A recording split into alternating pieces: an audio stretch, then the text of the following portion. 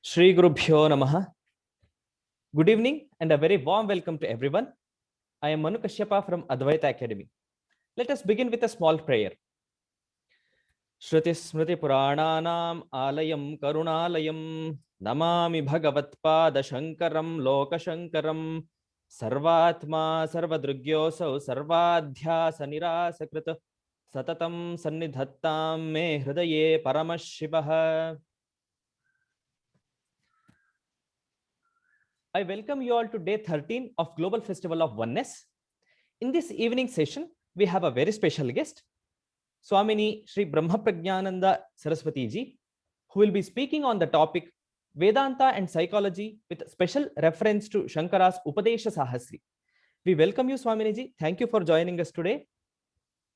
For the benefit of our viewers, I would like to introduce Swamini Ji. Swamini Brahma Prajnananda Saraswati Ji has dedicated her life to sharing the timeless teachings of Advaita Vedanta and Dharma. She conducts Vedanta courses, podcasts, and retreats for groups in Mumbai and for people across the world online. Her teaching seamlessly flow from areas of self-growth to self-discovery. She has recently released her first book, You Matter, Insights from Vedanta. A disciple of Pujya Swami Dayananda Saraswati Ji, she has studied Vedanta and Samskrita in a full-time residential 3 years course and was part-time student of Swami Brahmavidananda Saraswati Ji. Swamini is also a former psychologist and in her last leadership position as the country head of an international organization, she impacted the lives of more than 15,000 street children annually. We are very glad to have you here, Swamini Ji. Thank you for accepting our invitation. Viewers, if you have any question, please post them in Q&A box. Swamini Ji will be taking up towards the end of the session. Please start your session. Thank you very much. This topic, Vedanta and Psychology, with special reference to Shankara's Upadesha Sahasri. After we had finalized this topic, I had a change of thought. I wanted to call this talk, I know Brahman, but why don't I feel it? So Nitin, being ever so polite, said, no, I think we can stick to the first topic. So this is a common question that is asked by many who have been exposed to Vedanta even for a few months. I know Brahman, but why don't I feel it? Why don't I really know it, etc. And so we look towards the words of none other than Adi Shankaracharya, and we can chant the verses from the 19th chapter of Upadesha Sahasra. Actually, this is the prayer verse of the verse section. So I will chant that and then we will begin. Om Chaitanyam Sarvagam Sarvam Sarvabhuta Guhashayam Yat Sarva Vishayatitam Tasmai Sarvavide Namaha. Very beautiful verse. My Namaha to the one who is all knowing, Sarvavidaha, the one who is Chaitanyam, pure consciousness, the one who is all pervading, Sarvagam, the one who is everything, all Sarvam, the one who resides in the hearts of all beings, Sarva Bhuta Guhashayam, and of course the one who is beyond all objects of knowledge, Sarva Vishayatitam. So my Namaha to the one. So coming back to Upadesha Sahasri, a very beautiful text by Adi Shankaracharya. It contains the essence of the teaching of the Upanishads, dealt with in a very elaborate manner. And it has two parts, the prose form, which is the Gadya Bhaga, and the metric or the verse form, which is Padya Bhaga. So in the verses section, there are a total of 675 verses spread over 19 chapters, or each chapter is called a prakarana, dealing with a particular topic. Most of the prakaranas in the text, except for the 18th chapter, which is the Tattvamasi Prakarana, all of the others are smaller chapters. Okay. So when we say Sahasri, really means literally thousand, but it is taken in the sense of many, many teachings. And the word Upadesha, it has several meanings, but we refer to Upadesha as teaching. Of course, we also understand mantra upadesha, where the student is initiated into a mantra. There also the word upadesha is used. When upadesha is used in the context of teaching, it is to be understood as systematic, thorough exposure of teaching for a length of time by the guru, and obviously a commitment by the shishya who needs to understand and who has made that commitment. So now we will focus more today on the 19th chapter, which is the concluding chapter, which is relatively small with just about 28 verses. And it's interestingly called Atma Mana Samvada Prakaranam. So it is in the form of dialogue between I Atma and my own mind. Okay, very interesting. And here we cannot consider Atma as Satchidananda Atma, really, in the sense that Satchidananda Atma is non-dual, asangaha. So here we are considering Sakshi Chaitanyam, okay, Sakshi, a word, referential word for the Atma, because there is a Sakshyam, the mind, and it's a sort of an imaginary dialogue. And you will see how fascinating and how interesting it is, okay? One other thing I need to mention is that you can have a dialogue with someone only if that someone belongs to the same degree of reality, correct? So there has to be two substantives for a dialogue, but here that's why we say, okay, it's an imaginary dialogue between the Atma and the mind, because really speaking, the mind is just a form in consciousness. It doesn't have the same level of reality. But to drive home the teaching of Vedanta, this presentation, very, very interesting presentation, has been made by Shankara. And because it comes at the end of the text, naturally, it has got a lot to do with Vididhyasana. So a contemplation on all the teachings that have been heard. So one other thing I want to mention, some of the people belonging to my generation, or maybe one or two other generations, will remember this Amitabh Bachchan movie where the hero is remembering his lover, and he says, मैं और मेरी तन्हाई अक्सर ये बातें करते हैं, तुम होती तो ऐसा होता, तुम होती तो वैसा होता. So me and my solitude, we often talk. And he's remembering his lover, and so he says, if you were here, it would be like this. If you were here, it would be like that. And he concludes, मैं और मेरी तन्हाई अक्सर ये बातें करते. So it has been presented already, that me and my solitude can actually have a conversation. It's a poetic way of presentation, okay? So here, Sakshi Chaitanyam is having an as though conversation with the mind. And the important thing that we have to remember about the mind in the Vedic tradition is that the word itself, okay, Antakarana, is a very revealing word because it literally means the inner instrument. And an instrument has to be used by someone. It cannot be used on its own.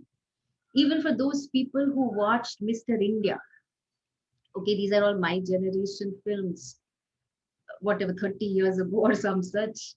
So, so this invisible character who's trying to bring a spoon to the mouth, he has to use his will to bring the karana, okay, in this case, the spoon to the mouth. So the mind does not have an independent existence of its own. It is dependent on the Atma, as we will see, and it is a Karana. So these are important things to note and remember. The opening verse of the 19th chapter or this dialogue is where samsara is presented as a disease. And before we look at that, I spoke about Nididhyasanam. That's what this whole chapter is really about. So we often translate Shravanam as listening, but Shravanam is much more than that. Even a rat listens to what you are up to, you know. So, and it's not Pratyaksham either. So Shravanam is very systematic, thorough exposure to the teaching by a guru. And of course, it's got Shadlinga Vichara. We are not going into it right now.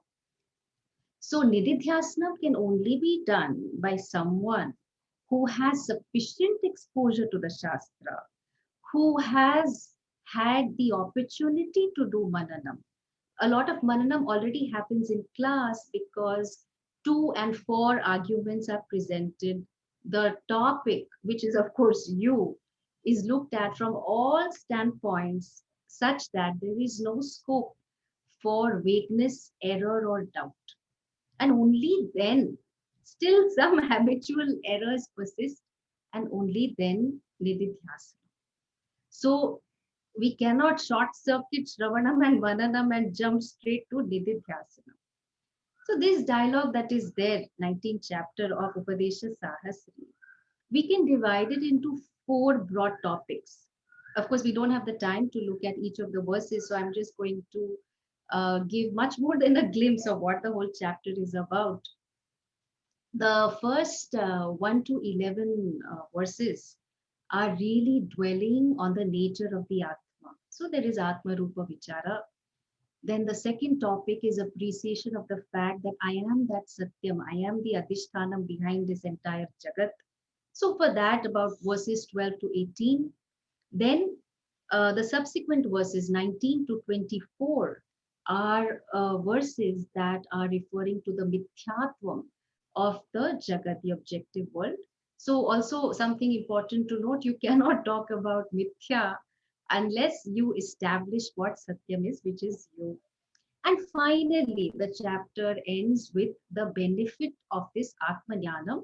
So verses 24 to 28. Okay, so that's pretty much how the chapter is structured. And the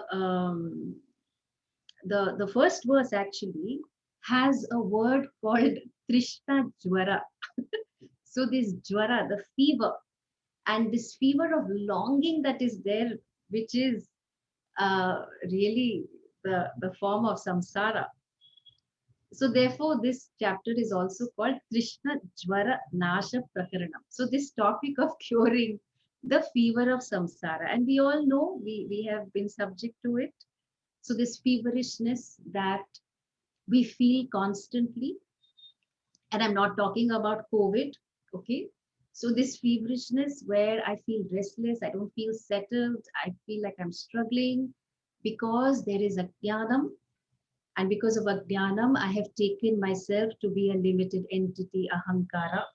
Ahankara naturally feels a lot of apurnata, incompleteness, something is not right, I'm not enough, you know, either I don't have enough or I am not enough. And the media does a brilliant job of pointing out, yes, yes, you don't have enough, you're not worth it if you don't use certain products and so on. And this apurnata, we cannot sit still with it. It compels us for karma, all kinds of binding desires. And of course, if there is binding desire, there are all kinds of karma, all kinds of different kinds of actions. And then karma, naturally, punya papa follows, punya papa, therefore sharira. So this samsara chakra goes on and on and on for lifetimes. And therefore, the Atma says, okay, enough. Now we are going to talk to you, Manaha, because you have been up to a lot of your activities and I want you to relax. So we'll go into some of the verses, beautiful verses. Aham mameti tvamanarthamihase paraarthamicchanti tavanya ihitam natirtha bodho nahi mesti charthita tatascha yuktasya va evate manaha. So my dear mind, shamaha, it is appropriate, it is yuktaha, you please relax. Okay, why should you relax? Because you, my mind, you're so caught up with these issues of aham and mama. First of all, you feel isolated. Secondly, you feel that you need to acquire, gather, associate with someone or the other to feel okay. And you are trying to obtain value from all kinds of things. By yourself, you have no knowledge of the objects, artha bodha nasti. And I, on the other hand, I have no desire to possess anything. So I, as the Atma, am asangaha, and therefore, you are making these efforts to relax me. But actually, it is your ahankara, your sense of I, which is based on a limited notion, and mamakara, the sense of minus and sense of sangha with everything, because of which you are restless. So therefore, please understand that as the Atma, I am ever independent. I don't require any object. I don't require any person. I don't require any situation to be full and complete. So please relax. Okay. Now here, and this kind of dialogue continues. So some things we want to note here is that if I ask you, what did you eat for breakfast? I am invoking one aspect of your mind, chittam. So you will have something to say. If I ask you, how are you feeling? Again, something you'll have to say. So we are, invoking your manaha. If I ask you, what do you think about how the government is handling the vaccine situation? Again, your buddhi will say something. And then if I ask you, what do you really feel proud about? Or what is it that really embarrasses you? Or what has been your most embarrassing moment? So the ahankara is being invoked. In other words, all these four aspects that I spoke about, the chittam, the manas, the buddhi, and the ahankara, all aspects of the mind. And obviously, each and every one of you watching now and watching later will have an answer to these questions. And how can you have an answer to the questions? Because your mind is an object of your awareness. And so, therefore, whatever happens in the mind, obviously, even if you are confused, you will say, yeah, I'm a little confused right now. I don't know. Or I don't want to answer, whatever that is. Okay. So, all that really proves what? That the mind is drishyam. That aham, I am the drik, the mind is the drishyam. And the drishyam can never be the drik. Okay. So the drishyam, the mind is not going to say, hello, I am here, talk to me. Okay.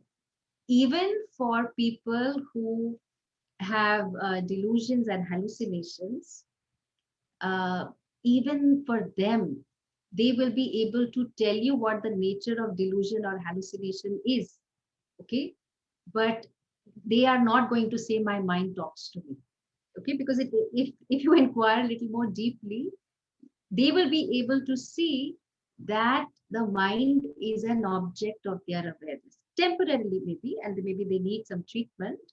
But what I want to highlight is that mind sada drishyam, always drishyam. It can never be the drik. So the mind is an object of my awareness. Atma is asangaha, nirakaraha.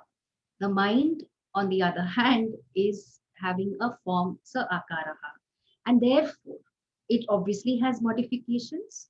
So one of the definitions of the mind is vritti pravaha, flow of thoughts. What a beautiful definition, you know. So flow of thoughts meaning we all know how it is, right? So you especially when you try to meditate, then you know what vritti pravaha happens, what flow of thoughts happens. You are trying to contemplate on Shiva, and then Shiva Subramanyam comes to your mind, and that he owes you money, and then how is he bringing up his children? They have no manners, etc., etc. So vritti pravaha has already happened. So anyway, the mind is subject to modification. It is savikari, whereas aham nirvikriyaha, atma is free from all modifications. And of course, the mind, when I say mind, I'm talking sukshma sharira. So that is a modification of matter, however subtle it is. Atma is trigunatitaha, so free from sattva-rajas tamas. There are, nowadays these personality tests, or even if you don't know how to diagnose someone, we will diagnose ourselves. We like to do it. Oh, I think I am more sattvic. Everybody thinks they are sattvic. Okay. The others have a problem. The other is tamasic or rajasic.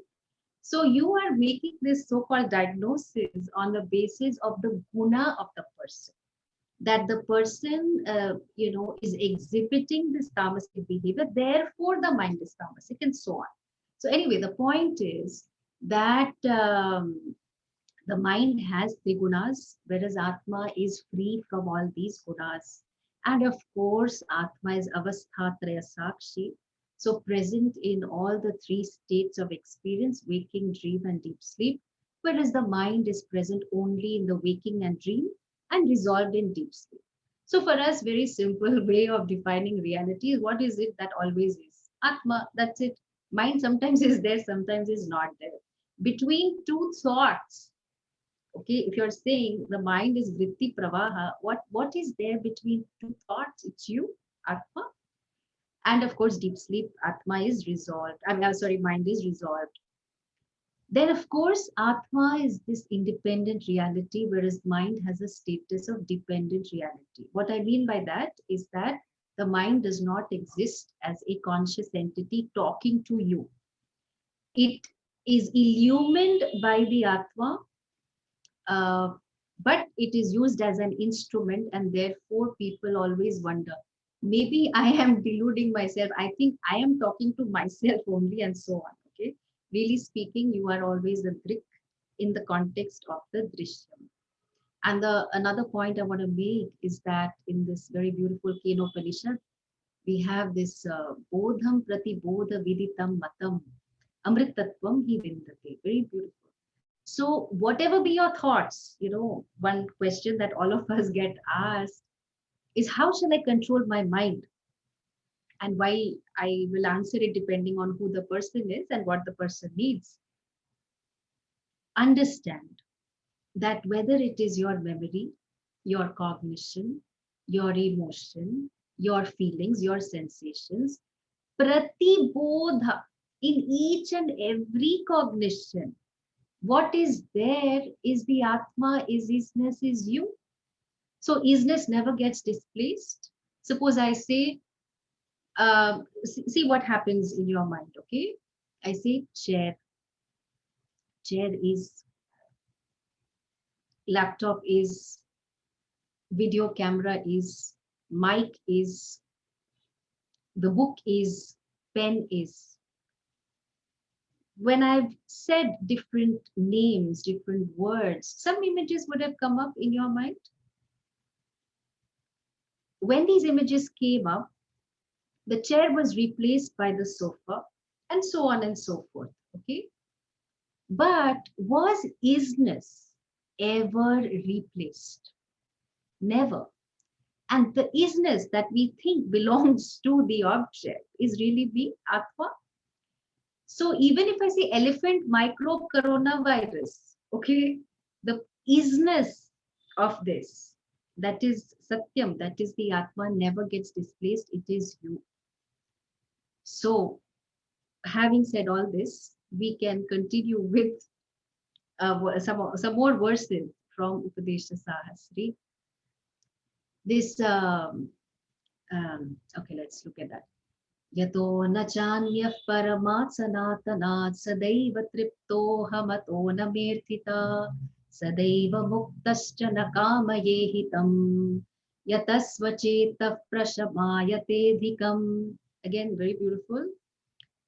So, aham triptaha. I am sada eva aham triptaha, always content. And for me, there is no desire. Ever free, sada eva muktaha. Also, I'm ever free. And I am so free, I cannot be improved upon. Does it mean I'm useless? Okay. So I am ever free, and I am so triptaha that I do not wish for my welfare. But you, my mind, okay, Prashamma, you please relax, okay? Make little more effort. You're not making enough effort to be quiet. So this the understanding of the Atma is Purnata, fullness, and it manifests as Tripti. So we see a lot of wise people, they have lots of projects going on and so on, and very relaxed, okay, very free from what's going to happen, will it happen to me, like all our worries for Corona, especially. So there is a progression of our relationship with karma. How did the person get to this aham triptaha? So I want to talk about four levels of relating to our karma. I think this week I did a podcast on it. In this, my podcast is Vedanta, the River of Wisdom. You can find it on any platform. So the first way in which we relate to situations is that, how could this happen to me? It should not have happened to me, and so on and so forth. Okay. So here I am facing this overwhelming situation. It could be the virus. It could be somebody's death. It could be the boss who has dumped a lot of deadlines on me, and so on and so forth. I feel small, situation overwhelms me. Things happen to me. It's a sort of a victim mentality. And one can grow from this when one gets in touch with the powers one has and tries to shape situations in some ways where you try to shape situations by me. Okay, I do what I can. So things are not always happening to me, but I can also, shape it by me. And then, as you get on with your life, you realize that a lot of karma, a lot of situations are not about you, not really about the other, but you happen to be in a situation in this 21st century, in this time and age, and there are a lot of things to be done. And so, therefore, things can happen through you, you know. So, where Bhagwan Krishna reminds Arjuna, Nimitta Matram Bhava. So be a nimitta, be an instrument. So if things have to be done, let things happen through you. Nothing is happening to you, nothing really is happening by you. You just happen to be there. Let things happen through you. So this ahankara, mamakara really, really dissolves. And then, of course, with adequate shravanam, you will begin to see that all situations, all forms, including your body, mind, they all exist in me. In me, as in all these forms, they appear in the consciousness that I am. That Purnata that we are talking about, aham triptaha, always free, ever Purnaha. So therefore, a jnani will work out of the sake of fulfillment, not for. fulfillment. You know, a lot of us, we do things for fulfillment, whereas a jnani will do it out of a sense of fulfillment and, you know, sense of fullness. Because the clarity that is there is that, you know, I don't need you, mind, okay, to work so hard to relax me. Why?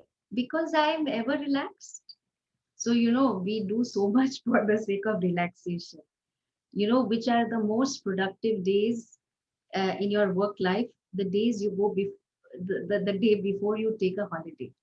Or working till late night, finishing deadlines, and so on and so forth, because you feel you want to earn your holiday. And so it's so tragic that we work so hard for our relaxation, but you can be relaxed and do a lot. So what we do, you know, oh, I want to relax. So what will the mind do? Okay, you know, let me close the doors and windows. I don't want sound. Some people may say, let me have a drink also. Some people say, no, let me put on some soft music. Maybe let me dim the lights a little bit. Maybe let me arrange my bed. So, so many things we do for the sake of relaxation. You know, mind you are doing all these things. Hey, hello, relax. Okay. Because recognize that you can do nothing to relax me, the Atma. He continues. षडूर्मिमालाभ्यतिवृत्त एव यः स एव चात्मा जगतश्च न श्रुतेः प्रमाणस्तश्चापि मया प्रवेद्यते मूढैव तस्माच्च मनस्तवेहितम्. So here he brings in the pramana, the shruti, which is a means of knowledge. So this Atma is not touched by the Shad Urmi Mala, these 6 waves of, this garland, this series of 6 waves. What are these 6 waves? There is hunger and thirst, then there is grief and delusion, so shoka moha, and old age and death, jara and mrityu. These are all the 6. So when one is ignorant, one is identified so much with pranamaya, annamaya, and manomaya. Of course, the others are also there. So I'm going to die. A lot of people have experienced this, you know. So let me share. I got COVID in November of last year. And I also looked after some family members who had COVID. And it became a routine for me to go and admit people to hospital and so on. Okay.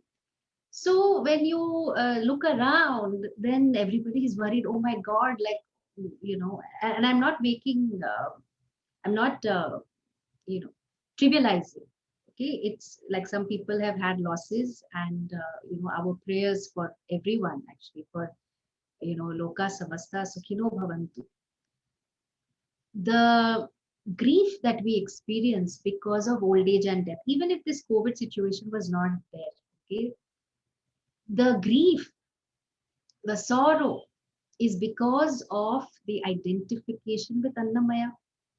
So Panchakosha Viveka, I'm sure most of you all are familiar with. The error that we make in terms of our identification with Annamaya, modification of Annam, this body, mind. And then, of course, you know, constantly hungry and thirsty every 3-4 hours. Is there anything to eat? You walk up to the fridge, or you walk up, or you have chai or something. So much identification with pranamaya.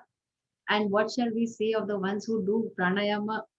So always being very conscious. Okay, am I breathing through the belly, through the nose, through the mouth? What?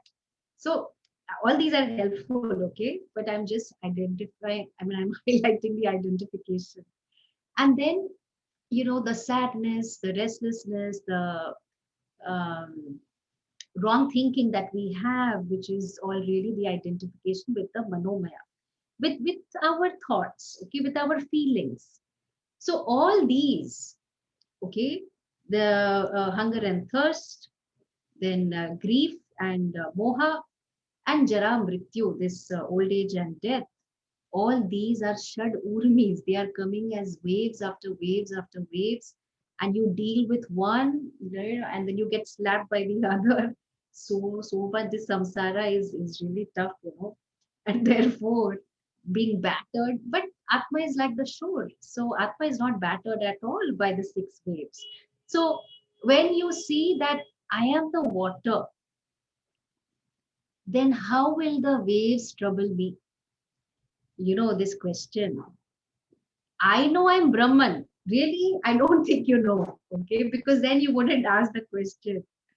I know I'm water. Then how shall I feel that I am the wave? Sounds very ridiculous, isn't it? I know I am the water. How shall I feel I am the wave? Hello. Understand that the wave is also water. So this question itself, that why don't I feel I am Brahman, comes from inadequate understanding. It comes from an identification with Manomaya. I'm identified with my emotions. And I say, I don't want to be my emotions, but I want to hold on to my emotions. Okay, both cannot coexist. In the sense that if you see the truth of the emotions, that all of this occurs in the awareness that I am. And so, therefore, I illumine them. I am free to feel each and every emotion. The wave is not going to batter the water, no matter, even if it's a tsunami. The wave can do nothing to me, the Atma. Okay, so this has to be very clear. So anybody who says, I know Brahman, but I don't feel, please go back to basics, Panchakosha Viveka. Okay. So all these Shadurmis belong either to the Sthula Sharira or Sukshma Sharira, and or even the Karna Sharira, all the subconscious and the karma package. But I, Atma, am Panchakosha Atitaha. And how have I understood this? Through the Shruti Pramana. So understanding the Atma that transcends all of this. So therefore, Tvai Prashante Nahi Chasti Bhedadihi Yato Jagat Mohamupaiti Mayaya Graho Hi Maya Prabhavasya Karanam Grahad Vimoke Nahi Sasti Kasya Chit. So when, my dear mind, when you have come down, you will see that there is no subject or object. So this bheda dhihi, all the time you are looking for differentiate between, what we studied in school, differentiate between apple and orange and so on. Okay, nobody asked us to look at what are the similarities. So this constant comparison, which makes us miserable, all this is happening because of wrong thinking. And why is that? Because of avidya. So this Maya Shakti, which manifests as avidya for the individual, is constantly, leading to you seeing a limitation, seeing dvaitam, and therefore you are suffering so much, my dear mind. You please relax. So we all get glimpses of, happiness when subject and object fuse. So that's good enough for us to see that yes, uh, this glimpse is possible, and maybe I can appreciate that maybe what the Veda says about me might well be true. So this appreciation of duality, uh, if one sees what it does to us, then we also have to understand that non-duality is Advaita. So one without a second is not the opposite of duality. Okay, this is very important. So Advaita exists despite the duality. So it is the reality in and through all the duality. We have no problem with duality, plurality, whatever you call it. Why? Because that duality has a status of dependent reality. So I am the Atma and I illumine all of this. So ठीक है, duality, plurality, whatever it is, it's fine. There are all kinds of pots in this world and also pot-bellied people. So there are a lot of pots in India. Some pots have gone to the US to study. Some pots are busy getting vaccinated so that they can go and resume their education. Some pots are lamenting about what all has happened in this world, and some thoughts are constructively working towards helping each other. So all the way, if we look at it, there is only one Adhishthanam clay. This is important. So through in and through the duality, all different spot-bellied people, we see one Adhishthanam clay. You see all that is here is Brahman, is Ishvara. And so this nididhyasanam that can be done only by a person who has some exposure is able to appreciate that Advaita exists despite duality. We have no problem with it. Okay. So this other that is spoken of is not an issue for me. So we can very happily sing Nirvana Shatakam. You know, it's not just about the melody. So we can say, Name dvesharagau nabe lopamoham Mado naiva me naiva matsarya bhavaha na dharmo na chartho na kamo na mokshaha chidananda rupaha shivoham shivoham Chidanandarupaha Shivoham Shivoham. So I am that Shiva, I am the Atma. This our purpose is not that the mind has to stop functioning, then finally Nirvana. No. So let there be Moha, let there be Dvesha. I am not all of this. I am much more than all of this. These are waves that occur in the water that I really am. So I'm able to see the reality of all of this. And so it doesn't really bother me. So, you know, here we have to understand that in Vedanta, there is some sadhana to be done for self mastery, self growth. And only when that is there, one is able to see the truth of what I am saying. If you try to bypass this and say, no, no, I don't feel it's not, I don't feel this, I don't feel that, we are not talking about escapism. We're not talking about suppression. We are not talking about denial. We're talking about you, the Atma, being fullness. And so you can afford to have any and every thought, any and every emotion, because the satyatvam that you gave that no longer is there. So you see it as Mithya, status of dependent reality. So therefore, we don't have this problem. I have to stop all my thoughts. It's okay, you know. You don't feed it, it doesn't happen. Okay. Then he continues saying, Aham sada prabuddhaha, Aham avikriyaha, I am changeless, I am ever knowing. Okay, some more verses. I'm just kind of quickly skipping it. Um, you know, Shakespeare said, all the world's a stage, all the men and women are players. You know what Vedanta says? All the world is a movie. I am the screen. So in the movie, there are different beings, different situations, different narratives. They are having their entry, their exit. I am the screen. I am ever Nitya. So there is a tragedy channel going on, comedy or something, or a tsunami or an earthquake or a cyclone. The screen is never touched by all that is happening. And in fact, it is because of the screen that all of this can be projected. So really, Manaha, you please, you know, relax. Don't try to improve my condition. Don't try to make all these efforts. In fact, the more relaxed you are, the more you will see the truth. So all these differences, you know, the drishti, darshanam, drik and drishyam, all these bhedas that you are making, all that also is all constructed by you because you are a serious seeker and so on. You're not able to relax, and therefore, uh, you know how the new generation says chill. So just chill. Okay. Then verses 12 to 18 are highlighting that Atma is the Adhishthanam.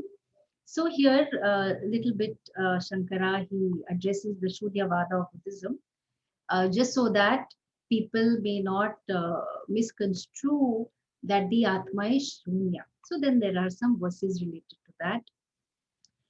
And then he says, let me see, verse number 18, where he says that this Advayam is obviously different in nature from what is Vikalpitam, what is projected, and how you will understand this neti neti by stating not this, not this, which is, Adhyaropa Apavada.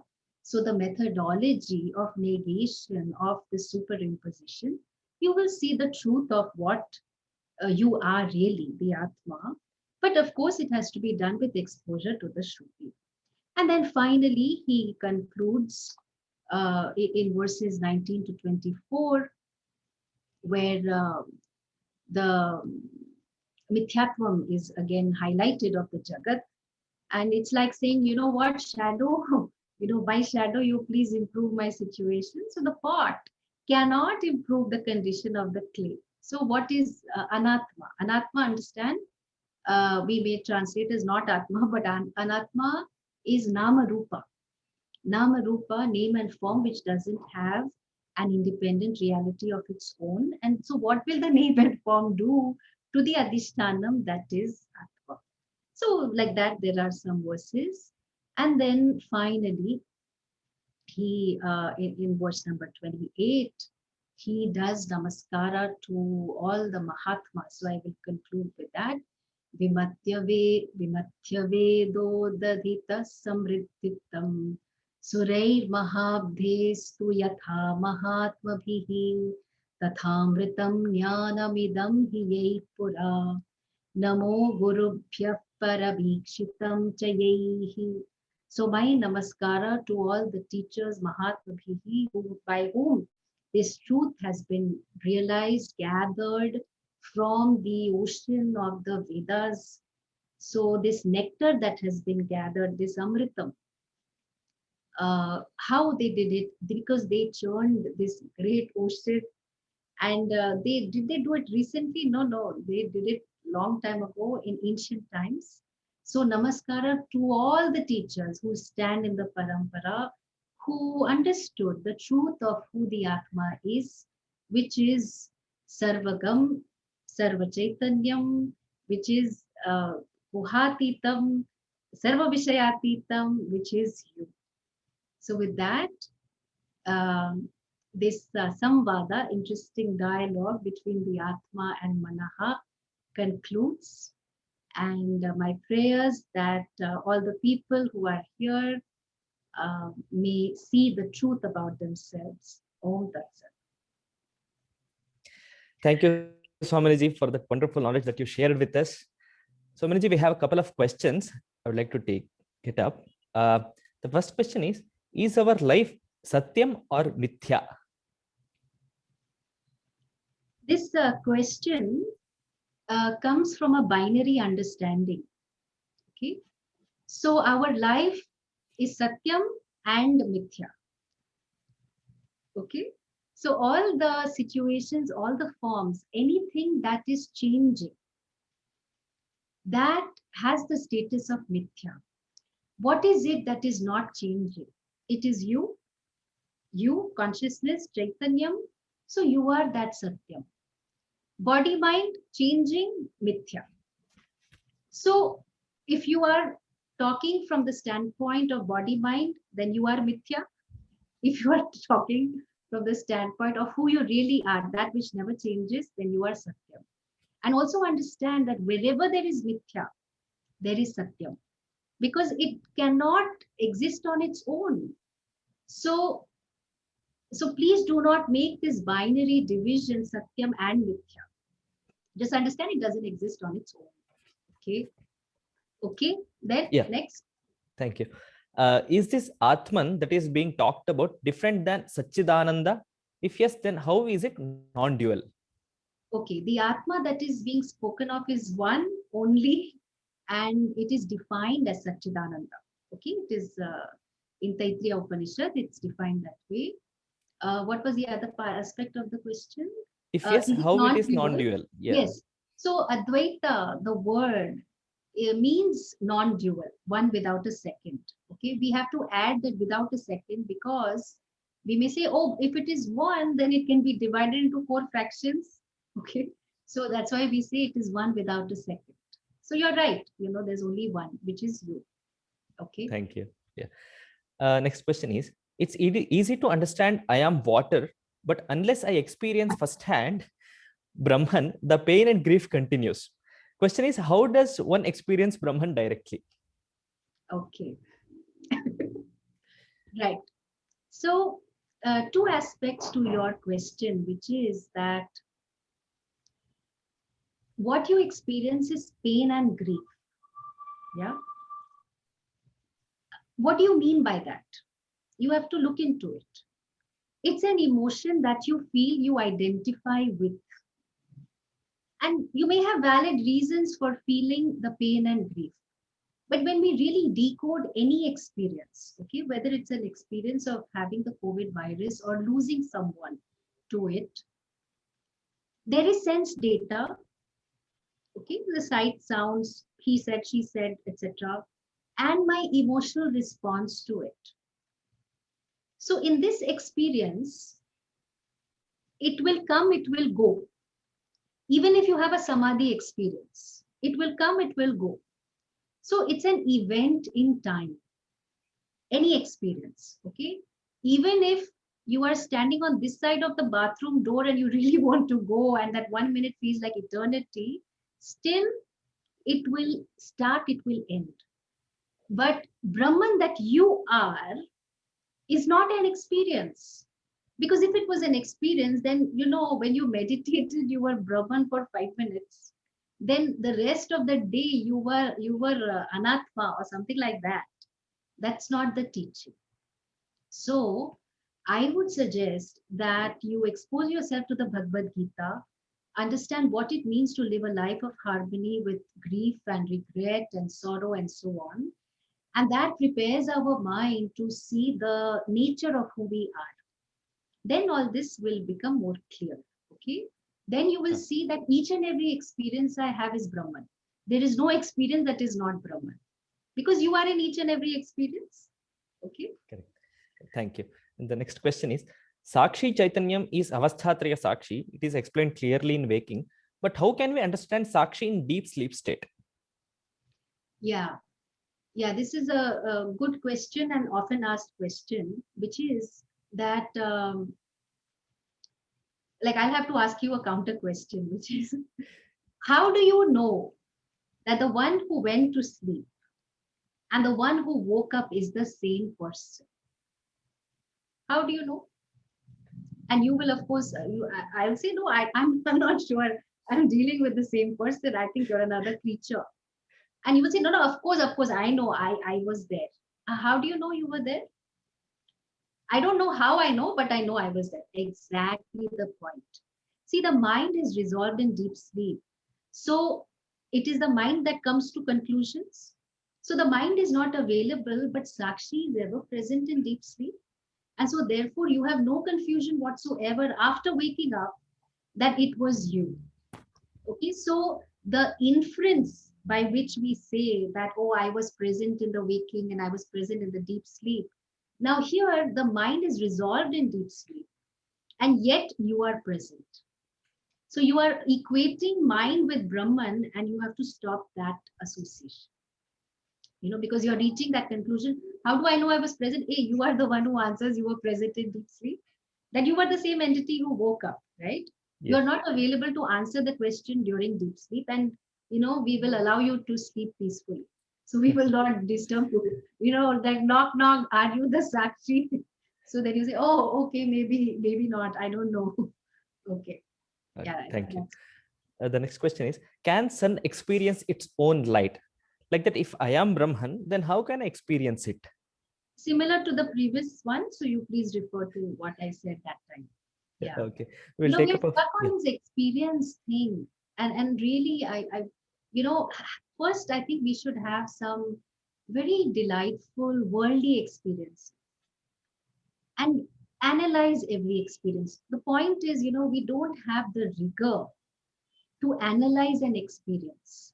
That's why we are hung up on this experience. But it is just sense data and your emotions. Why are you reducing Brahman to an event in time when you are that which has no mrityu, which has no, beginning also? So ajatasya dhruvo mrityuhu, etc. So anyway, okay. Okay, Then thank you. We will take up a final question. yes. How to live without getting influenced by what is happening around us? I find the only way is to get off news, but then I feel I am not engaged in wanting to change the situation. Yeah. See, it's we live in an interdependent world, and we cannot live without getting influenced. Okay, so let's understand this reality. It's important to get influenced, but get influenced in the right way. So one of the qualities in adhikaritvam is mentioned as damaha. So dama, don't think is astama, okay? So this is the mastery over your sense organs. So this doom scrolling that we do on social media, okay, we have to stop. Focus on what you can do to change the situation in your own way. You may be making some phone calls, you may be connecting a few people, you may be making food packets for someone, or you may be fundraising, whatever it is. You do what you can, or if you can't do any of that, just look after the elders in your home, or you see if you can run errands for people. There are so many things that people can do. So it's important to claim the powers we have and do what we can to change the situation around us. Then you're not going to feel overwhelmed and helpless. And this is something that all of us have to do. It is a part of our swadharma. So this, like living with, blinkers on approach is not a good approach, because then what happens is we lose our sensitivity, and then we will struggle to deal with people around us also. We think this person has become cold hearted because this person is learning Vedanta. Vedanta people are very warm hearted, and we are free to experience any emotion, every emotion. We will plunge into action knowing that no action can really touch us, because that's what the situation requires.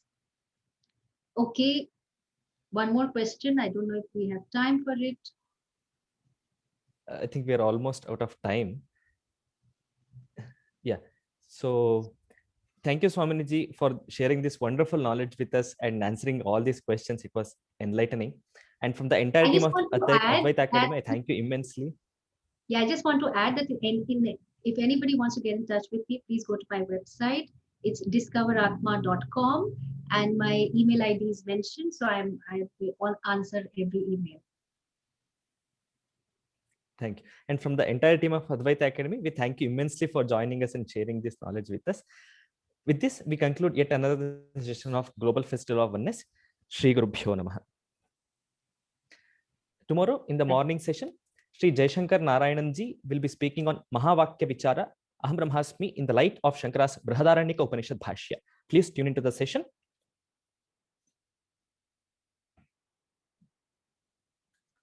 And there is an important announcement for sadhakas and seekers. Indica Renaissance Fund is pleased to announce a scholarship scheme of 50% of the fees payable for 6 selected sadhakas. Seekers and sadhakas are encouraged to make use of it. Thank you so much.